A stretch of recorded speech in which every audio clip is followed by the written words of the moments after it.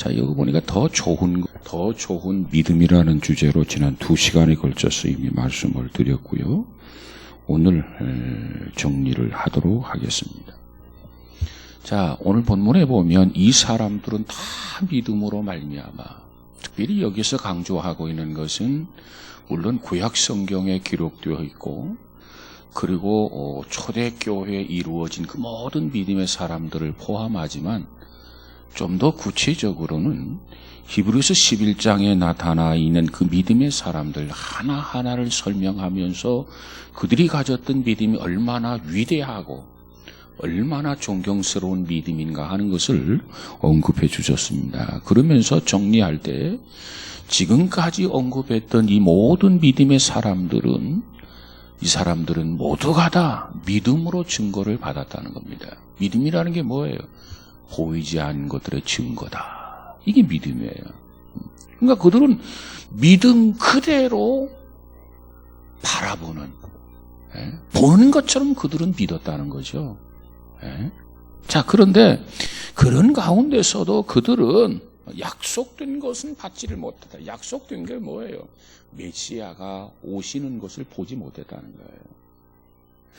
이사야 선지자를 통해서, 에스겔 선지자를 통해서, 다니엘 선지자를 통해서 앞으로 메시아가 오실 것을 예언하셨는데, 약속해 주셨는데, 그들은 이미 예수님이 오시기 전에 시대의 사람들이기 때문에 약속된 것을 받지는 못했다는 겁니다. 그런데도 그런 위대한 믿음을 가지고 승리했다는 거예요. 근데 우리는 어때요? 이미 예언된 것이 그대로, 성경은 말하기를 성경대로 예수님이 오셨고, 성경대로 예수님이 죽으셨고, 성경대로 사흘 만에 부활하셨고, 성경대로 성천하셨고, 이제 남은 것은 성경대로 재림한다. 요거 한 부분 남아있어요.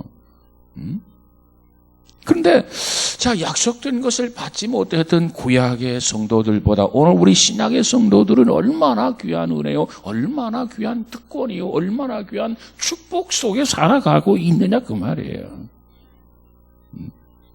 이제는 우리가 그들보다 더 훌륭한 믿음, 오늘 우리는 그들보다 더 위대한 믿음, 우리는 그들보다 더 자랑스러운 믿음을 가져야 되지 않느냐는 겁니다. 그들은 신락 같은 그거 가지고 이렇게 살았는데 우리는 분명하고 확실한 그 말씀 속에서 이루어진 것을 그대로 보면서도 그들의 보기에는 부끄럽게 살아서는 되겠느냐는 겁니다. 자, 먼저 이 아벨을 통해 주신 큰 메시지가 뭐예요? 하나님 앞에 예배도 중요하지만 연락될 수 있는 예배를 드리라는 거예요. 우리 한국 교회가 예배를 얼마나 많이 드립니까? 그런데 그 예배가 하나님 앞에 연락되지 못한다면 얼마나 안타까운 거냐 그 말이에요. 그 예배 횟수가 많은 것만큼 하나님께서 예배를 드릴 때마다 다 하나님 앞에 연락이 된다면 얼마나 좋겠습니까? 그러려면 어찌 해야 되는가? 아벨처럼 제사를 드리라는 거예요. 아벨처럼. 아벨은 하나님이 기쁘게 받으실 만한 제사 예배를 드렸어요. 무엇으로? 믿음으로 드렸더라는 거예요. 다른 조건이 있는 게 아니라 믿음으로, 믿음을 강조합니다. 그렇다면 오늘 우리들도 믿음으로 예배를 드릴 수 있잖아요. 주일 저녁에 예배를 나옵니다. 그냥 아무런 생각 없이 나오는 게 아니라 오늘 하나님이 무슨 말씀을 주실까? 나에게 어떤 말씀으로 힘을 주시고 용기를 주실 수 있을까? 기대하면서 믿음으로 나오는 거예요. 그러면 주님이 그 믿음대로 우리와 함께 동석해 주시고, 우리가 말씀을 들을 때 성령께서 그 말씀의 의미를 깨우쳐 주셔서 무릎을 치게 하고 감동을 하게 하고 감격스럽게 만들어 줄 줄로 믿습니다. 그렇게 예배를 드려야 한단 말이에요. 에녹이 있어요. 에녹. 그 시대는 악한 시대였어요. 우리가 보통 이 시대를 탓합니다. 세상이 그런데 어떻게 합니까? 그런데 에녹은 우리에게 뭐라고 말합니까? 아무리 악한 시대를 할지라도 에녹은 하나의 전기를 마련해서, 그 전기를 마련했다는 게 뭐예요? 무두셀라를 낳은 후 우리 신앙인들은요, 전기를 마련하는 게 중요한 거예요. 오늘부터 내 생일인데 내 생일부터, 결혼 기념일인데 결혼 기념일부터, 하나님께서 우리 가정에 자녀를 선물로 주셨는데 이날부터, 여러분, 이 에녹이라고 하는 사람이 그동안 어떻게 살았는지 몰라. 그러나 그 인생에 있어서 하나의 시점, 하나의 전기가 있었는데, 그게 뭐냐면 무두셀라를 낳은 후 확 달라졌어요. 확 변화되었어요. 그리고 하나님과 죽을 때까지, 승천할 때까지 300년 동안 동행하기를 시작합니다.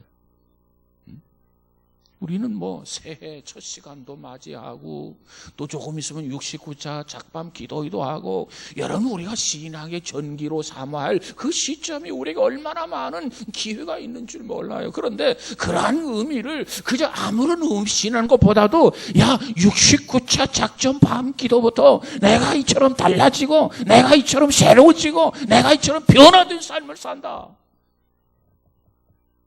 결단하고 달라지는 거예요. 이전에는 적당히 살았어요. 이전에는 세상 사람들처럼 살았어요. 그들과 타협하면서 살았어요. 그런데 이제는 아니야. 에녹이 우리에게 말하기를 그런 메시지를 줍니다. 내가 사는 세상은 얼마나 악했는지 모른다. 그런데 나는 무두셀라를 선물로 받고, 하나님 주신 선물인데 나는 이렇게 살 수가 없다 결심하고 결단해서 그날부터 300년 동안 하나님 앞에 부름받을 때까지 나는 동행하면서 살았다. 그 동행, 하나님이 눈에 안 보이잖아요. 근데 믿음으로 동행한 거예요. 역시 이 동행도 믿음. 여러분, 하나님이 눈에 보이지 않는다, 하나님 우리 손에 잡히지 않는다, 그렇게 인식하고 그렇게 살아간다면 이런 결심, 결단에도 아무런 소용이 없어요. 하나님은 내 눈에 보이지 않지만, 하나님은 내 손에 잡히지 않지만, 하나님은 나와 함께하고 나와 같이 걸어가주고 나와 함께 동행해주고, 이런 믿음이 있을 때 보이지 않는 하나님을 보는 것 같이 하게 된단 말이에요. 에녹이 그래서 하나님과 동행한 겁니다. 믿음으로 동행한 거예요. 믿음으로. 아브라함을 보세요. 자기가 지금까지 살았던 그곳에서 그냥 살 수도 있어요. 근데 하나님 그에게 음성을 들려줘요. 약속의 땅을 향해서 출발하라는 거예요. 이대로 살아야 할 것인가? 약속의 땅을 향해서 출발하는 모험을 할 것인가? 이 두 가지를 놓고 아브라함은 전혀 염려하지 않았을까요? 걱정하지 않았을까요? 고민하지 않았을까요? 그런데 믿음으로 결단하게 됩니다. 약속의 땅을 향해서 모험하는 결단을 해요. 그래서 아브라함의 믿음의 조상이 되게 된 줄로 믿습니다. 여러분, 우리 신앙생활은요, 때로는 모험이 필요해요. 모험을 하는 것만큼 신앙이 자라요. 그런 결단이 없으면 우리 신앙이 결코 자라지 못하고 항상 어린아이처럼 엉금엉금 기어다니는 그런 신앙생활을 할 수밖에 없단 말이에요. 믿음. 여러분이 어떤 위치에 있든지 믿음을 활용하시기를 바랍니다. 모세가 기적으로 홍해를 가르잖아요. 자, 홍해 앞에 다다랐어요. 뒤에는 애굽의 마병들이 추격해 와요. 앞에는 홍해가 있어요. 야, 이것도 저것도 못하고 이제는 완전히 갇혀 있어요. 샌드위치가 됐단 말이에요. 온 백성들은 또 모세를 향해서 비난하고 원망하고 불평하고, 야, 애굽에 매장지가 없어서 우리를 데려다가 여기서 다 수장시키려고 이끌고 왔느냐 말이야. 그때 모세는 믿음으로 하나님의 음성을 듣게 되고 믿음으로 바다를 육지같이 건너가게 됩니다. 이게 믿음이에요. 어떠한 상황 속에서든지 하나님이 나와 함께 계신다. 그 하나님은 나를 돕는 자가 되신다. 그런 믿음을 가졌다면 원망과 불평 대신 주님 기대합니다. 역사해 주세요. 이와 같은 믿음의 고백이 있어야 될 줄로 믿습니다. 자, 이렇게 많은 사람들의 그 신앙을 하나 우리가 살펴봤는데, 야, 그들은 어떻게 이렇게 훌륭한 믿음을 가졌을까? 한마디로 히브리서 기자는 말하기를, 야, 그들은 분명하지 못한 불분명한 희미한 것을 바라보면서 이렇게 믿음으로 살았는데, 너희들은 뭐냐 그 말이에요. 너희들은 하나님의 아들이 우리 가운데 오셔서 우리에게 서서 우리에게 말씀해 주시고 우리에게 가르쳐 주시고 우리에게 기적도 베풀어 주시고, 나를 본 자는 아버지를 본 자다, 아버지께서 일하니까 나도 일한다, 이렇게까지 말씀하시는데 뭘 어느 때까지 머뭇거리고 어느 때까지 그처럼 연약한 존재로 살아갈 거냐는 거예요.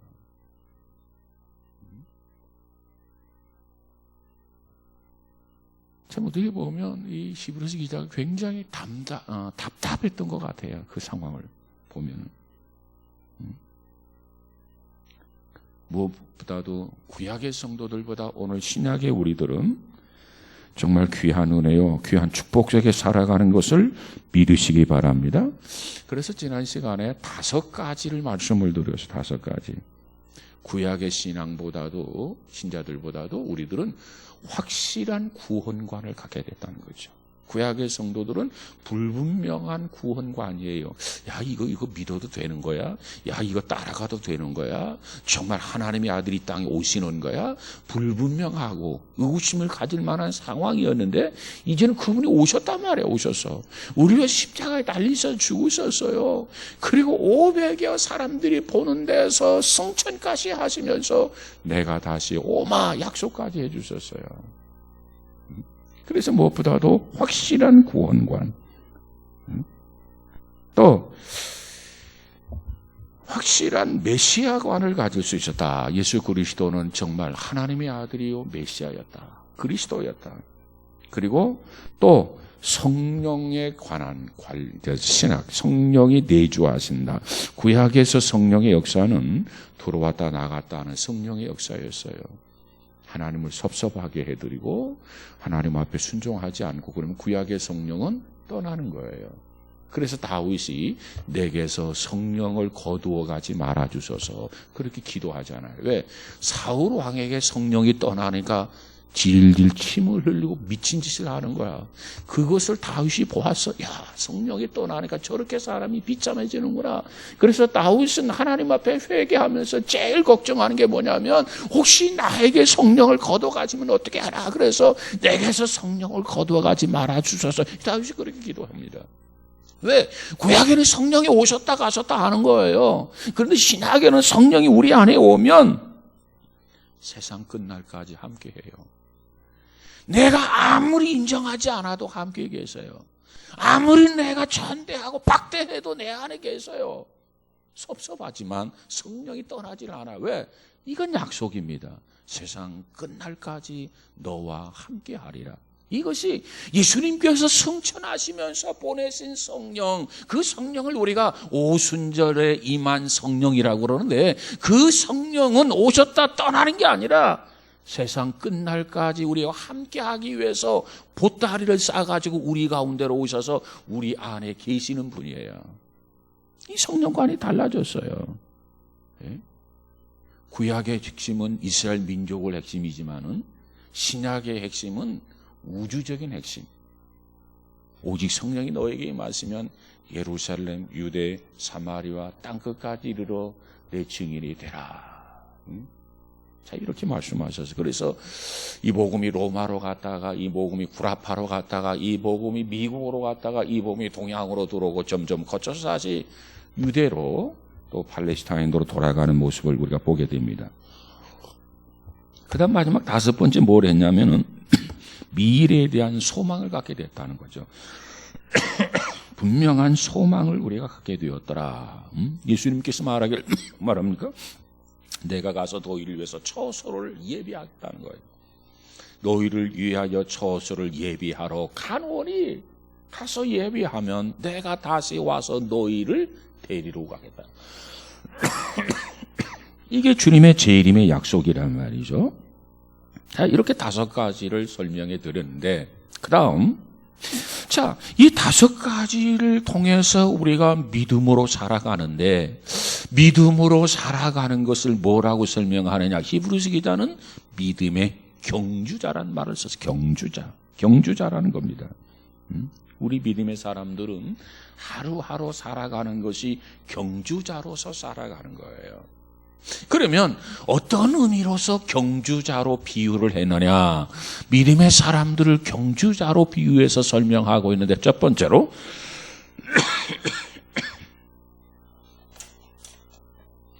우리가 가지고 있는 우리가 잊지 말아야 할 것은 경주자란 거죠. 그러면 경주자는 어떤 의미의 경주자냐면, 경주자는 코트를 입고 경주하는 게 아닙니다. 밍크 코트를 입고 경주하는 사람 보셨어요? 오바를 입고 경주하는 사람 봤어요? 어찌 보면 최소한도로 간단하게 저항력을 없앨 정도로, 어찌 보면 런닝도 뭐라고 그래? 이 무슨 런닝? 이 런닝을 입고, 그리고 팬티도 최소 덜렁덜렁 너벌너벌한 팬티도 아니고, 신발도 날렵하게 런닝 슈즈 특별히 개발된 거, 그리고 끈을 꽉 묶고 그리고 달려요. 왜? 그래야 자기의 어떤 속도를 높일 수가 있고 기록을 갱신할 수 있기 때문에 그래요. 자, 경주자, 정말 우리들이 벗어야 할 게 뭐냐? 우리들이 벗어야 할 것은 죄를 벗어버려야 된다. 무거운 짐을 벗어버려야 된다.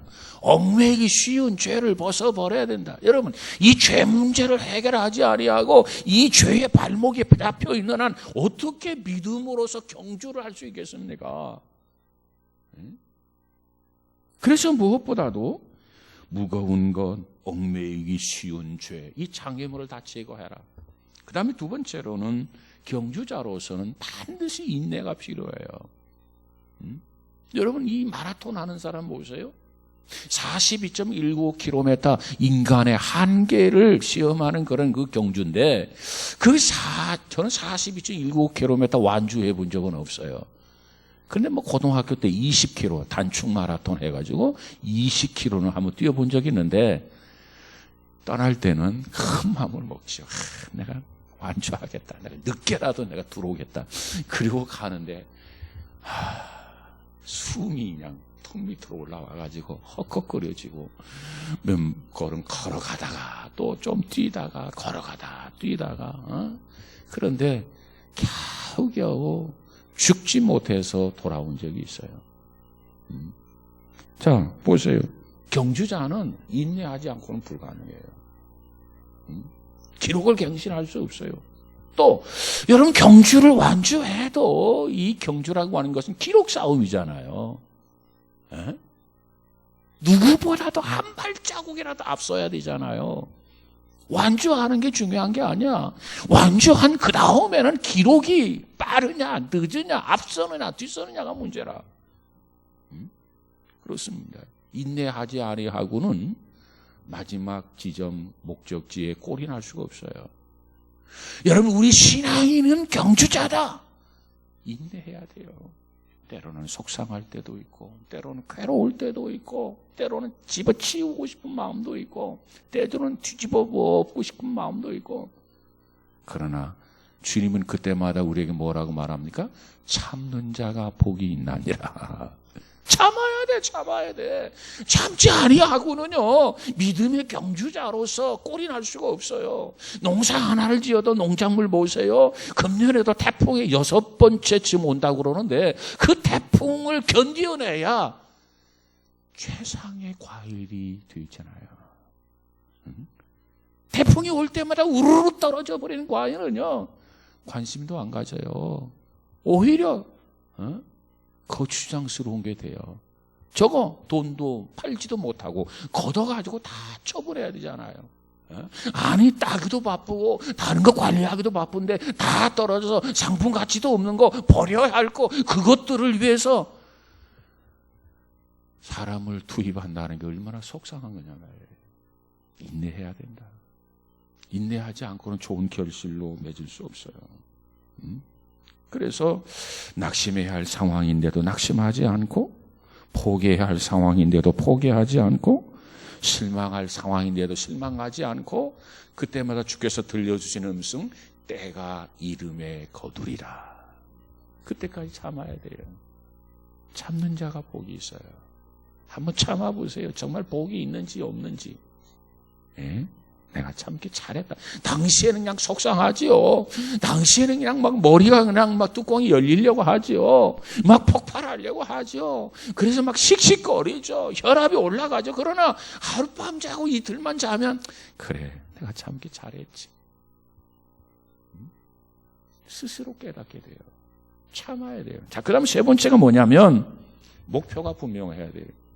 경주자로서는 목표가 불분명하면 좋은 성적을 낼 수 없어요. 오늘 히브리서 12장 2절에서 우리들이 바라볼 목적이 어디냐? 믿음의 주요 또 온전케 하시는 이인 예수를 바라보자.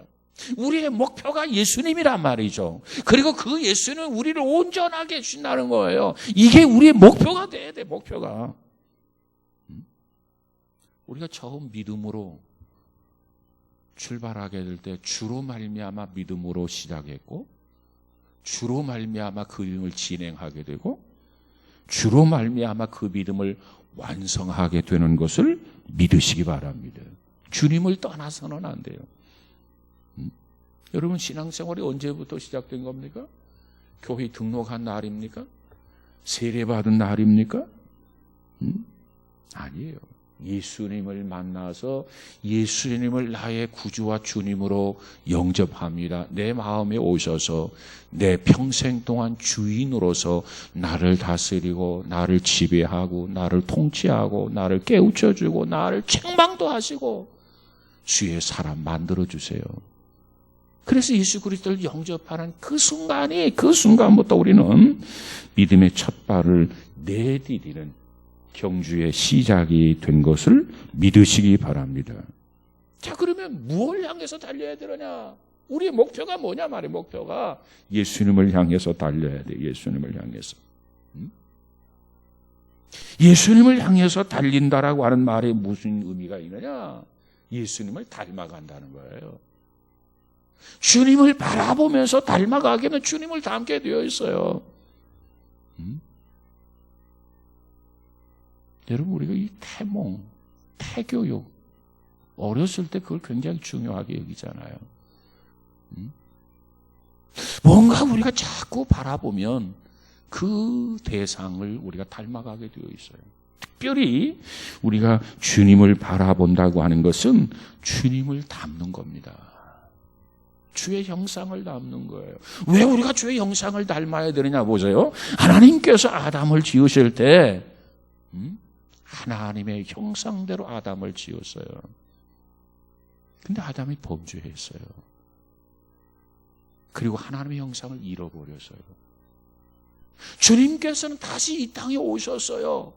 그래서 주님을 통해서 잃어버린 그 하나님의 형상을 다시 회복하라는 게 신앙입니다. 아담과 하와가 범죄함으로 하나님의 형상을 다 망각하고 잊어버렸단 말이에요. 그 상태에서 다시 회복하는 게 뭐예요? 이것이 바로 신앙생활입니다. 그러니까 만약에 아담과 하와가 타락하지 아니했더라면 창세기 3장 이하는 다 필요가 없어요. 창세기 3장의 내용이 뭡니까? 하나님의 말씀을 불순종하고 거역해서 범죄하는 것이 창세기 3장이에요. 그때부터 마지막 요한계시록까지 필요한 것이지, 우리 인간이 타락하지 아니하고 하나님의 뜻을 거역하지 아니하고 불순종하지 않았더라면 그 이하 성경 다 필요가 없어요. 근데 3장에서 하나님의 뜻을 거역했단 말이에요. 불순종했단 말이에요. 죄의 종이 됐단 말이에요. 에덴 동산에서 쫓겨났단 말이에요. 신라관이 되었단 말이에요. 그걸 회복시키기 위해서 창세기 3장에서부터 메시아에 대한 그림자, 복음을 우리에게 하나씩 드러내면서 일깨워주고, 그리고 신약에 와서 그 예수님이 역사 속에 오셨고, 예수님이 십자가에 달려 죽으셨고 해서 마지막 날 주님이 다시 오신다고 약속하셨고, 그리고 나서 요한계시록 21장 22절에 가서 보면 천년 왕국이 시작되고 영원한 나라가 시작되는 거예요. 달리는 게 뭐냐? 주님을 닮아가는 거예요. 여러분, 우리 모두가 정말 주님을 바라보고 열심히 달려가는 저와 여러분 되어지기를 주의 이름으로 축복합니다. 갈라디아 교인들에게 사도 바울이 전도를 하면서 그들의 양육을 위해서 뭐라고 언급했냐면 이렇게 말합니다. 나의 자녀들아, 너희 속에 그리스도의 형상이 이루기까지 다시 너희를 위하여 해산하는 수고를 한다. 이 저들에게 그리스도의 형상을 회복해야 되는데 그때까지 바울은 갈라디아 교인들을 위해서 해산의 수고를 한다. 해산의 수고가 뭐예요? 적당히 땀 흘리는 거 아니잖아요. 사느냐 죽느냐 하는 거 하잖아요. 그렇게 갈라디아 교인들을 위해서 바울은 힘쓰고 애쓰고 있는데 그게 뭐냐? 무슨 내용을 위해서? 너희 속에 그리스도의 형상을 이루기 위해서 그렇다는 거예요. 그리스도 형상을 회복하는 것이 우리 신앙의 목표입니다. 우리 모두가 예수님을 닮아서 그리스도 형상을 온전히 회복해서 온전해질 수 있는 저와 여러분이 되시기를 주의 이름으로 축복합니다. 그 다음 네 번째로는 왜 이 경주를 해야 하느냐 말이에요. 보상이 있기 때문에 그래요. 여러분 올림픽에 가가지고 마라톤을 해가지고 자 1등을 해서 그런데 아무것도 없어. 마라톤 할까요? 안 할 거예요. 근데 1등을 하면 어떻게 됩니까? 매스컴들이 다 초점을 맞춰가지고 이 신문의 톱면에 아무개가 올림픽에서 금메달 몇십 년 만에 금메달 해가지고 며칠 동안 계속해서 특집으로 다루면서 상을 주잖아요. 경주는 아니하고 쉬운 게 아닙니다. 경주는 하다가 심장마비로 죽을 수도 있어요. 그런데도 그런 위험을 부담하고라도 해야 할 값어치가 있는 게 경주예요. 왜? 그 경주가 끝나면 영광스러운 보상이 기다리고 있단 말이에요. 여러분, 이 세상에서의 보상과 하나님 나라의 보상은 조금 달라요. 이 세상의 보상은 1등이나 2등이나 3등만 쭉 끝나버려요. 하나님 나라는요, 1등, 2등, 3등을 주고 끝나는 게 아니라 완주한 사람들에게 모두에게 다 상급을 주시는 것을 믿으시기 바랍니다. 중간 포기하면 안 돼. 완주해야 돼, 완주. 그런 의미에서. 자, 이처럼 힘들지만, 이처럼 어렵지만, 이처럼 고달프지만, 이처럼 괴로운 거지만, 그러나 끝나면 보상이 있다는 거예요. 이 보상이 있기 때문에 이 고난을 극복하고, 이 어려움을 극복하고, 끝까지 경주가 가능한 거예요. 누가 그 모습을 보여주느냐? 예수님께서 그 모습을 보여줍니다. 예수님이 뭐라고 말합니까? 예수님을 향해서 히브리서 기자가 말하기를 저는 그 앞에 있는 즐거움을 위하여 십자가를 참으사 부끄러움을 개의치 아니하시더니 예수님 보세요. 그 앞에 있는 즐거움을 위하여 십자가를 참으사 얼마나 힘들어요. 우리는 손톱밑에 가시 하나만 막혀도 그냥 손이 뚱뚱 붓고 손이 안 앓는다고 그러잖아요. 근데 예수님께서 십자가에 달리셔서 온 몸에 그냥 못을 받고 옆에 그냥 창을 가지고 푹 찌르고 그 고통이 얼마나 컸겠어요? 근데 그럼에도 불구하고 옷까지 발가벗긴단 말이야. 얼마나 창피하고 얼마나 부끄러운 일이냐 그 말이에요. 정말 힘들고 고통스러웠지만 그래도 그 즐거움을 위하여 십자가를 참으사 그 다음에 부끄러움을 개의치 아니하시더니 빨가벗기고 온갖 조롱을 다 하는데 얼마나 부끄럽고 얼마나 창피한 일입니까? 그럼에도 불구하고 그는 끝까지 참았다는 그 이유가 뭐냐? 그러더니 하나님 보좌 우편에 앉으셨느니라. 예수님은 우리보다 앞서서 이 세상에 오셨어요. 그리고 인간으로서 삶을 사시면서 경주자로서 충실하게 살았던 분이 예수님이십니다. 그 앞에 있는 즐거움, 그 앞에 있는 영광을 바라보면서 그 보상이 있기 까닭에 예수님은 십자가의 고난을 참으셨더라. 골고다에 달리셔서 신음을 하면서 엘리 엘리 나마 사막다니 이 고통스러운 것을 토로하면서도 건너편에 부활의 영광을 주님은 바라보셨어요. 그래서 그가 가지고 있는 믿음 그대로 예수님은 이 땅에 오셔서 경주를 마치시고 그리고 부활 승천하셔서 지금은 어디에 계시느냐? 하나님 보좌 우편에 계시는 줄로 믿습니다. 자, 여기서 중요한 것은 그 십자가의 고난을 견디었단 말이에요. 그 십자가의 고난을 이겨냈단 말이에요. 이겨내고 견디어낼 수 있는 힘이 어디서 있었느냐면은 그것은 바로 앞에 있는 보상을 바라보았다. 여러분, 하루 동안 일용직 일꾼들이 열심히 일을 해요. 뜨거운 여름철에도 열심히 일을 해요. 추운 겨울에도 열심히 일을 해요. 일용직 일꾼들이 왜 열심히 일합니까? 일당을 받기 때문에 하는 거야. 일당을 받기 때문에. 날씨가 더운데 아니 그늘 밑에서 그냥 부채질이 나고 수박이나 떼나 먹고 그저 선풍기나 들고 그렇게 해도 땀이 줄줄 나는데 무거운 여름철에 나와가지고 땀을 삘삘 흘리면서 열심히 일하는 거 왜 그것이 가능하냐? 일당을 벌기 위해서 그러는 거예요. 예수님이 십자가를 견딜 수 있었던 거, 끝까지 참을 수 있었던 거, 그것은 보상이 있기 때문에 그렇다는 겁니다. 사도 바울의 경우를 보면 빌립보서 3장 14절에서 바울은 이렇게 이야기합니다. 표대를 향하여 그리스도 예수 안에서 하나님이 위에서 부르신 부름의 상을 위하여 쫓아가노라. 내가 표대를 향해서 달려간다. 이 표대가 뭐예요? 예수 그리스도인데 그 표대를 향해서 나아가면 하늘에서 우리에게 상을 주신다는 거예요. 그렇기 때문에 내가 달려간다는 겁니다. 여러분 보세요. 자, 히브리서 11장에 많은 신앙의 유인들을 살펴보았어요. 그들에게 죽음의 고비, 역경의 고비, 이런 말할 수 없는 어려운 고비들이 많이 있었지만 그 고비들을 극복하면서 마지막까지 승리할 수 있었던 것은 상 주시는 하나님을 신뢰했기 때문에 그래요. 이렇게 내가 산다고 하나님 상 주실까 마실까? 불분명한 그런 믿음이 아니라 반드시 상을 주실 거야.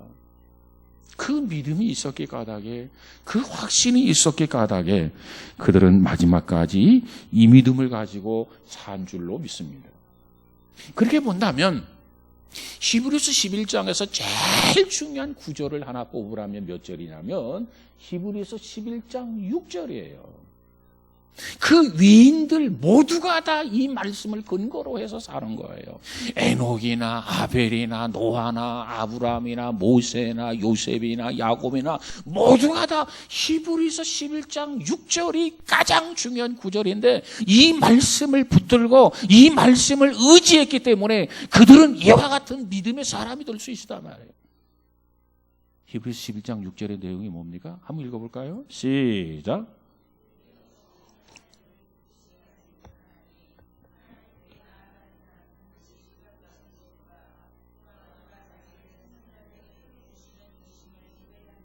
보세요. 하나님 앞에 나아가는 사람이 하나님이 계신가 안 계신가 이런 불분명한 믿음을 가지고 있다면 어떻게 나아갈 수 있습니까?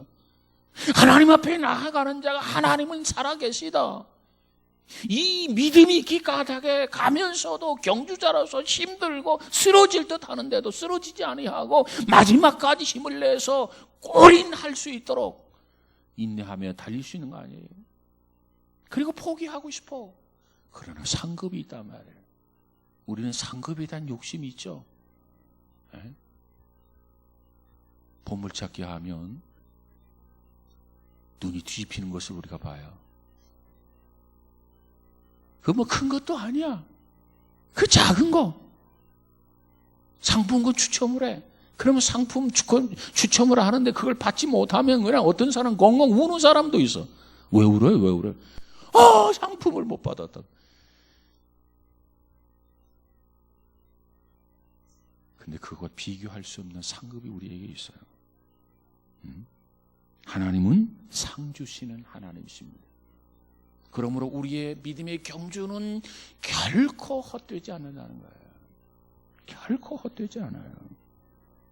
경주가 끝나면 주님께서 영광스럽게 우리에게 적절한 보상을 해 주실 줄로 믿습니다. 이것을 바울이 너무너무 분명하게 너무너무 확실히 믿었어요. 그래서 바울은 이렇게 고백합니다. 디모데후서 4장 7절 8절에 가서 보니까 내가 선한 싸움을 싸우고 나의 달려갈 길을 마치고 그 다음에 강조한 게 뭐냐면 끝까지 내가 믿음을 지켰으니 그 다음이 뭐예요? 이제 후로는 내가 달려갈 길을 다 마치고 이제 끝까지 믿음을 지켰으니 그 다음에 뭐라고 했냐면 이제 후로는 나를 위하여 의의 면류관에 예비되었다. 달려갈 길을 다 마친 사람, 믿음으로 포기하지 않고 다 끝까지 마친 사람, 이 사람을 위해서 준비된 게 뭐냐? 면류관이 준비되었다는 겁니다. 바울은 이 면류관을 바라보고 달려왔다는 거예요. 살아왔다는 거예요. 여러분, 오늘 바울에게만 면류관이 준비된 것이 아니라 오늘 우리 모두에게도 이 면류관이 예비되었어요. 이 면류관을 받으려면 어찌 해야 되는가? 평생을 통해서 선한 싸움을 다 싸우고 달려갈 길을 달리면서 포기하지 아니하고 주저앉지 아니하고 절망하지 아니하고 끝까지 믿음을 지킨 사람이라야만이 이후에 그 후에는 나를 위하여 의의 면류관이 예비되었노라. 그 면류관을 내가 차지할 수 있다는 거예요. 그 다음 마지막 5번째로 이 경주에는요 많은 응원단이 있어요. 운동, 경주, 관중이 없으면 심심해요. 야구, 프로야구 보세요. 프로축구 보세요.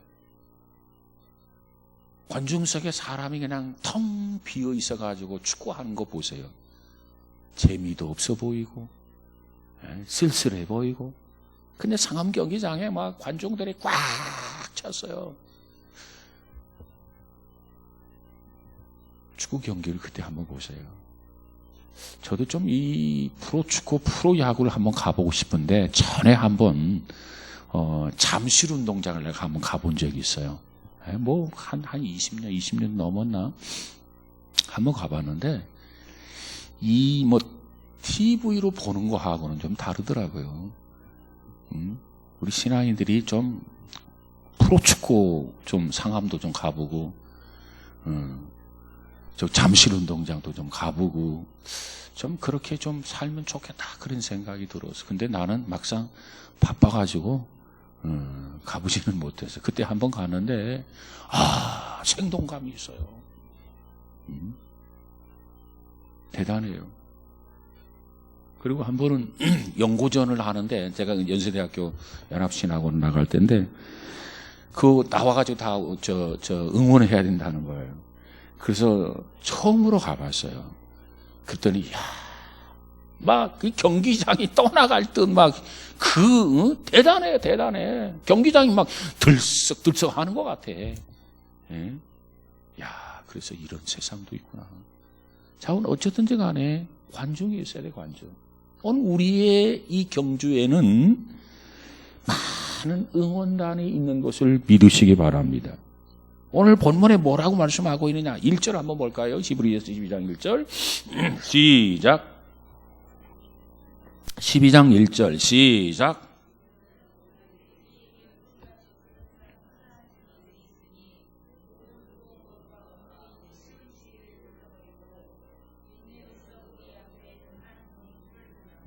자, 여기 보니까 구름같이 둘러싼 허다한 증인들이 있더라. 그래서 이 증인들이 누구냐?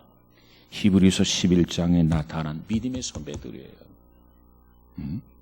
그들 모두가 다 응원단이 돼가지고 지금 아직도 이 지상에서 경주하고 있는 우리들을 하나님 나라에서 보면서 힘내라 힘내라 잘해라 잘해라 해서 박수를 치면서 응원하고 있단 말이에요. 나에게 응원자가 있다고 하는 것을 생각하면 힘이 나요. 넘어질 듯 넘어지는데도 안 넘어져요. 쓰러졌다가도 또 일어나요. 왜? 응원하는 분들이 있기 때문에. 그런데 우리의 응원자는 누굽니까? 믿음으로 살았던 사람들이에요. 우리가 존경하는 사람들이에요. 그들의 응원석에 쫙 하늘의 응원석에 앉아가지고 지상의 우리들을 응원하고 있단 말이에요. 자, 거기를 한번 둘러보세요. 누가 있어요? 아벨이라는 사람이 있어요. 아벨은 우리에게 뭐라고 말합니까? 나는 믿음으로 하나님을 섬겼다. 나는 믿음으로 하나님 앞에 예물을 드렸다. 나는 믿음으로 하나님 앞에 제사를 드렸다. 그러다가 나는 맞아 죽었다. 이게 아벨이 우리에게 주시는 메시지예요. 믿음을 지키기 위해서 믿음으로 제물을 드리고 맞아 죽었다는 거예요. 나는 맞아 죽었지만 나는 믿음을 끝까지 지켰다. 그 아벨이 관중석에 앉아가지고 우리를 응원하고 계십니다. 우리 아벨을 보기에 부끄럽지 않도록 정신 차리시기를 주의 이름으로 축복합니다. 그 다음 쭉 보면 누가 보여요? 에녹이라는 사람이 또 보여요. 관중석에. 에녹은 우리에게 뭐라고 말합니까? 야, 나는 지금보다도 훨씬 더 악한 시대에 살았어. 그렇지만 나는 하나님과 동행했어. 오늘 어떻게 보면 이 세상에서 믿음을 지키면서 살아간다는 것이 쉬운 세상이 아닙니다. 그러나 포기하면 안 돼요. 그런 생각을 가지고 있는 사람에게 에녹이 그렇게 말합니다. 나는 지금보다도 훨씬 더 악한 시대에 살아서 그러나 나는 하나님과 동행해서 우리를 응원합니다. 포기하지 마세요.